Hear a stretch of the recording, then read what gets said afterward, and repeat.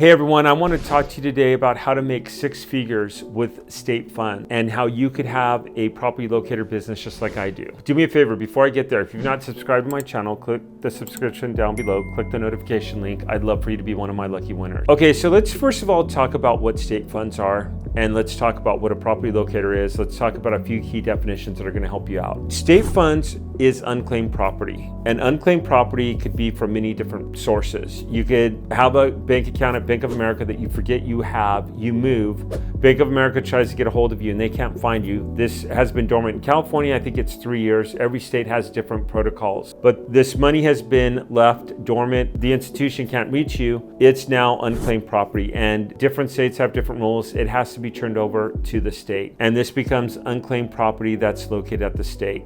And that's where you get state unclaimed funds or unclaimed property. Every state has different terms for you as a property locator. It could be property locator, air finder, unclaimed funds finder. I mean, there's a million different terms for this business. The most common one is probably a property locator or unclaimed funds finder, air locator, the ones that I see the most. Okay, so you now have unclaimed funds that have been turned over to the state. And this can also be a retirement account. I've seen Roth IRAs.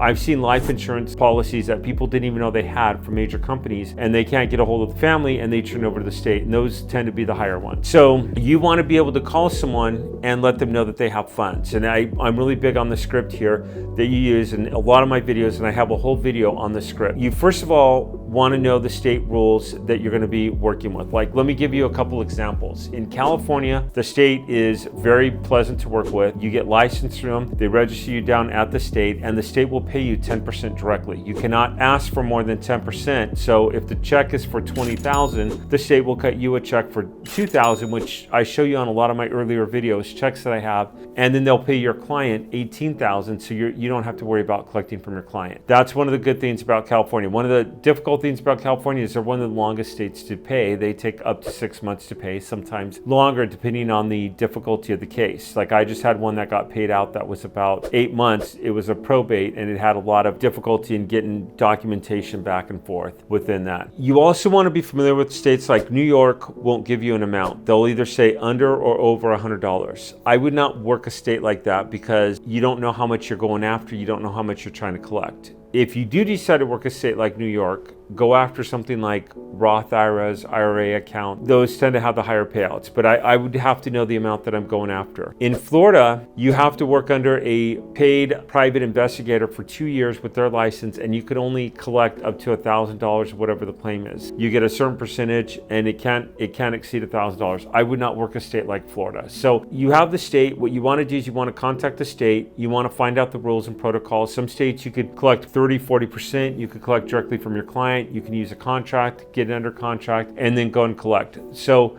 find the protocols from your state in becoming an air locator, and then you basically open up your business and you do it, and it's really smooth. What you do is you contact your client and you let them know that they have unclaimed funds. Now, on the script, always open with, "Hi, this is David Church trying to reach John Smith. John, I'm calling you about the dormant bank account at 123 Main Street with Bank of America." Right there, that was loaded. I just gave him his name, his address or a former address, and an account that he just had. And that's going to stumble him, and he's going to go, "Yeah, I remember that a little bit. This account's gone dormant. I'm a licensed locator with the state. With your permission, I would like to go ahead and help retrieve these funds." And he goes ahead and says, "Yeah, let's work together."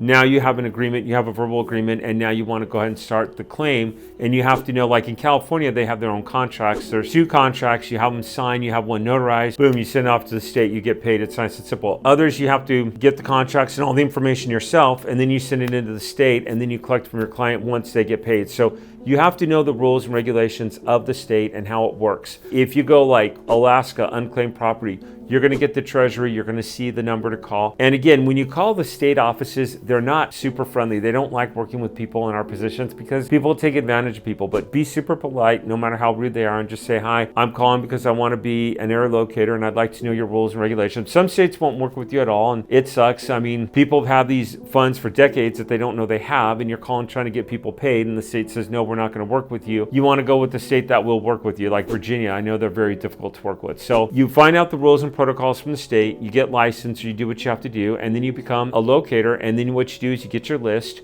you skip trace your list, you start making contacts. There's a saying that I really like: consistency will lead into excellence. if you're consistent with your market, and you might have to do it for 4, 5, 6, 7 days straight, and you might not get nowhere, then you're going to start getting those yeses and call me back tomorrow, and you're going to start following up, and you're going to get a system, and you're going to find that this business works, and the lights are going to turn on, and you could develop a very successful business in doing this. There was a story about a guy in New York that had $763,000 of unclaimed funds that he did not know he had. I'm like, wow, I'd love to put that under contract, get 10% of that, you know, 76,000. The protocol of contacting your state, getting registered in your state, and going ahead and moving forward with it. And those are state unclaimed funds, and that's how to get registered within the state. So this is how you would become a state funds locator. This is how you can work in state funds. I know within me and my business, I'm doing over $100,000 a year with my business. I'm working less than 30 minutes a day. I have a great team working with me. Do me a favor, feel free to comment, ask me any questions you want in the comment section below. Like my video if you like this and this was helpful. And if you haven't subscribed to my channel, I don't know what you're waiting for, and I'll see you around. Thank you.